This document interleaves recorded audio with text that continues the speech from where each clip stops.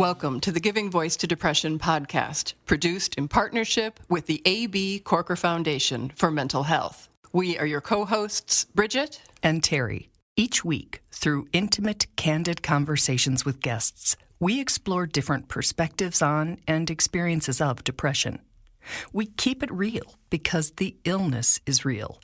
We keep it hopeful because there truly is hope, in spite of what depression tells you. We are not experts or therapists. We are sisters and best friends who live with depression and have interviewed hundreds of other people who do as well. We've learned that hearing others speak openly and without shame about their experiences makes it easier to believe depression is a common and treatable illness, not a personal failing. You are far from alone. Hi, Bridget. It is so nice to have both of us back here again together. It really is. I love you, Terry. Thank you, Bridget. Since its inception, the National Institute of Mental Health, or NIMH, has recognized the importance of genetics in understanding mental disorders. Yet the findings of all its extensive research is that there is no simple relationship between genes and mental disorders. No gene has been found that causes depression, for example, or that explains how mental disorders affect 1 out of 5 Americans. Instead, researchers now believe that several susceptibility genes interact with each other and with environmental factors to influence the risk of developing a particular disorder. I think that's us, Terry. Yeah. As sisters with depression, raised by a father with bipolar disorder, we're living proof of the shared findings in the fields of psychiatry, behavioral science, neuroscience, biology, and genetics that show the risk of developing an illness is increased if another family member is similarly affected. Today's guest, Matt Zinman, knows that reality firsthand as well. And he knows what many of you listening know without scientific study. Our mental illnesses or mental health disorders affect other people in our lives, and theirs can affect us and our mental health. Here is Matt giving his voice to depression. Well, it's great to be with you, Terry. Thank you so much for having me. You are more than welcome. Thanks for joining us. Yeah, I mean, as you know, this is a topic very close to my heart. And, it's just so needed now more than ever, especially all the more people suffering in silence coming out of the pandemic, or still under wherever you may be in the world, such restrictions, and navigating that's so difficult. I agree that the need is always great and perhaps greater now, especially when so many people do not have access to care and counseling that they need. So that's where peer support comes in. Yeah, for certain. So I believe you wanted me to jump in and just share my story. Yes, please. That's what we do here. We figure the more we hear other people have experiences that are similar to, if not darn near the same as us, the more we realize that we're not alone. Well, we're definitely not alone. For my part, I grew up in a, suburban middle-class family, but with mental health being really a big part and influence of that childhood and experience. For one, my dad was bipolar. And so, there's a lot that goes with that and around the erratic behavior and anxiety of, how he's going to be. And my mom was a depressive and a suicide survivor. A quick note, suicide survivor is a term that many use to mean someone in their lives, in this case, Matt's mother, survived an attempt to end their life.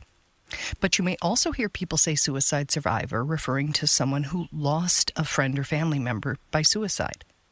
We are not correcting anyone, but we want to take a minute to say that we choose to say suicide attempt survivor or suicide loss survivor instead of suicide survivor, because to us, it just seems a little bit clearer that way. So back to Matt's early and confusing exposure to mental disorders. As a young kid, I didn't understand it. My mom might go through a phase and she was in bed, and I would be encouraging her, come on, get out of bed. And she'd be, I can't. And I didn't understand. I said, well, what do you mean you can't? Your legs work. You put them on the floor. You can go to the bathroom. What do you mean you can't? Now, having been someone who also suffers from depression, I now understand that, but at the time I didn't. Matt was just 11 and a half when he came home from school to the chaotic scene of his father, paramedics, and his unconscious mother. She didn't do it for attention. I mean, she was checking out. And I was very angry with her for quite some time. And she, naturally was in a recovery facility. And I didn't understand why she would attempt that. So, and honestly, Terry, we were talking pre-show, and I've had different interviews along these lines. I've never spoken about this in prior conversations in terms of just that very phase where she was not with us. And thank goodness, she survived. But there was a disconnection that occurred as a result of that, in my early teens. Matt says at the time he was also experiencing depression, though he says for a number of reasons. It would be years before he'd realize that's what it was. I was somewhat of a lonely kid, and I did experience those downs. And it wasn't until my early 20s when I had my first episode where I just was not functional. And in my experience, and at that time, Prozac was fairly new, which sounds odd to say, right? I'm in my mid-50s now. And I would go on it, and I would feel better and get more energy, and then I would go off of it because I didn't want to be on medication. And we'd be like, just almost like turning a dial. And that happened over a period of years, several times, where I'd go on and off, on and off. And just trying to learn how to manage it. Then in 2012, tragedy struck his family again. I lost my brother Dave. We lost him. And he had a number of things going on. He had a work injury that led to the use of opioids and that crisis going on at that time. So he was out of work and displaced, and those various environmental factors that he was struggling with. And in his family, he's got 3 kids, and they were fairly young at the time, and he didn't make it. And even to this day, I'm still, it reminds me of kind of how I felt with relation to my mom. I'm still mad at him. I'm mad at him for him. What he's missing out on with his kids growing up, and, just kind of like, what an idiot, like he should have known better. But at the same time, in having to live with depression myself, I know that pain. I've gone through, the suicidal ideation. I got, at one point, was in trouble with a medication change I had, and was overpowered nearly by the side effect of suicidal ideation, and had to switch out. That's the both and concept that comes up a lot in our conversations.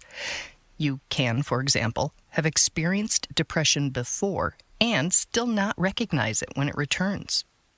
You can be not especially close to someone and still be deeply impacted by their death. You can understand suicidal ideation firsthand and still be really mad at someone for ending or attempting to end their life. I want to go back, if you're willing to your mother, and you just sort of referred back to it when you spoke of your brother, when you said that there was a disconnect after her attempt. Were you angry with her for attempting, and was it like punitive almost to disconnect from her, or was it protecting yourself with the thought that if she might leave, you didn't want to be as close to her? Or was it neither of those? I'm wondering. It's a fair question, honestly. I haven't thought about it in so many years. And as I said, this is the first time I'm really speaking to it in this way. I think part of it was that I was following my dad's lead in that regard at that age. He was angry with her about it. And so maybe some of that behavior was modeled after him. I mean, I was a kid. And certainly legitimately, I had those feelings. Why would my mom leave me? I don't think of it as being punitive. It was just how I felt. And that there was a process of healing that had to occur. And thank goodness, right? Because the thing with suicide for a lot of people, not, my brother notwithstanding, is you don't get that closure. And at least, with her, we were able to get the relationship on track. But I'm sure that certainly not only in and into itself that it had a major effect on me, but I lost a certain part of my mom. And quite honestly, she was never the same. When talking about his brother's death a minute ago, Matt mentioned that he was once, quote, overpowered nearly by the side effect of suicidal ideation during a med change. Since that's a common enough experience that they routinely put warning labels about it on prescription bottles, we wanted to hear a bit more about his experience. Yeah. In 93, I had to be hospitalized, which is something else I haven't spoken about, but I'm fine with it. Because what I've learned, I'm in the Pennsylvania, Philadelphia area, so I can't claim to say this is the same as it is everywhere. But there's certainly any number of gaps in the mental health care system. I don't think anybody needs to be convinced of that. And in this area, there's really no in between. If you're having a medication issue and you need it to be monitored closely, you can't get appointments fast enough and frequently enough in order to be properly monitored.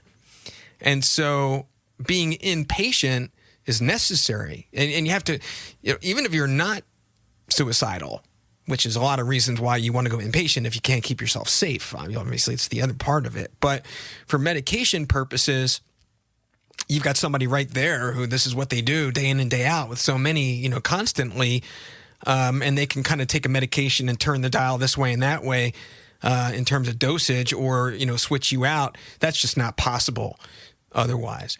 And I was talking to somebody about this recently, and they made me aware that there are these in-between, intensive outpatient facilities. But, that was, I'm doing the math, 28 years ago. That was not the case then. And I think for the most part, still not now.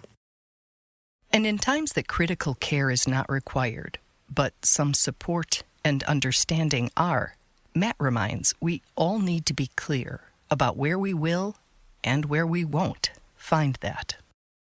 In terms of, allowing people to help me and whatnot. For one, my parents are long gone. And my other brother and sister, they have their own lives. We're reasonably close. We stay in touch and we see each other now and again, but it's not like I would call on them. But I do have part of my safety net, a number of people who certainly know that I contend with depression and that I know even if it's not this overt, hey, I need your help, they're the people in my life who I know lift me up. People in life who lift him up. We really like that phrase. It is so easy to focus on and get discouraged by thinking about the many who just don't understand or step up. But maybe if we center on the key few who lift us up, we'll feel better supported? I don't know, just a thought. There's so much to unpack there. Matt, first of all, I just want to say thank you so much for validating and acknowledging the fact that we can be angry and mad and upset at somebody and probably feel guilty about that, but also love them. And just the concoction of seemingly opposing emotions that can coexist. I think we all just need to be reminded that things are not black and white and that we can feel and openly acknowledge, as you just did, the complexity of everything that can happen at one moment within us. And Bridget, can I refer back to your episode and your experience that you also, in changing meds, had a rough time? Absolutely, and that it was completely unexpected. And I did read some of, obviously the fine print is so long I did not read it all, but I was aware that there was a warning for teens. for suicidal ideation. And that was certainly not my case. I believe I was in my early 50s at the time. And it took me, to say by surprise isn't even the right word, Terry, because I didn't acknowledge that it was, I had absolutely no connection to the fact that it was coming, that there was this big shift, that suddenly I felt way, way, way worse than I had even when I was going in to request the meds in the first place. And it just felt like me. It felt real. It felt true. It felt all encompassing. And in fact, it was the medication. But none of my care support system nor myself were able to connect those dots. So I'm there with you, Matt. It's intense and dangerous. And dangerous. When you say it felt real and true, you mean the thoughts that... Let me caveat this conversation by saying I had no plan. I had done no research. I wasn't actually intending to, but there was, on a cellular level, every mean, harsh, bullying word that my psyche was just cascading over me and steeping me with was negative and was self-destructive. That's what I mean. Now I have to thank you both for sharing your experience, because I know people listening who have had a similar experience or are concerned with or have been concerned with somebody who had it will hopefully better understand it now. This is the first of two parts we're doing with Matt, and the main reason we reached out to him was because from his experiences, many experiences, he has developed some tools that I think are fabulous for managing our mental health. And we always talk about tools in our mental health toolbox. And that's what we're going to talk about next week. And one in particular is called the 3-day rule. And when I heard it, I was like, hey, we need to have you on the podcast. So we encourage you to tune back in next week. Thank you, Matt. Thank you, Matt. Thank you, Bridget. And remember the Giving Voice to Depression Facebook community. We invite you to it. And if you have any comments about this episode, any other, or suggestions for future ones, to go to givingvoicetodepression.com and look for that record widget in the upper left corner and leave us a message, because it's really nice to have this not be a one-way communication and to hear back from you. So thank you. And I'd like to close with saying, remember not to believe everything that your brain is telling you. Talk back. We truly hope that our podcast brings a little more understanding, helps you better articulate your experience of depression, or better understand how to support someone else's. We invite you to join us for daily posts on the Giving Voice to Depression Facebook page and on Twitter and Instagram at Voice Depression. It is a comfort to be among fellow travelers on depression's dark road. And remember, if you're struggling, speak up.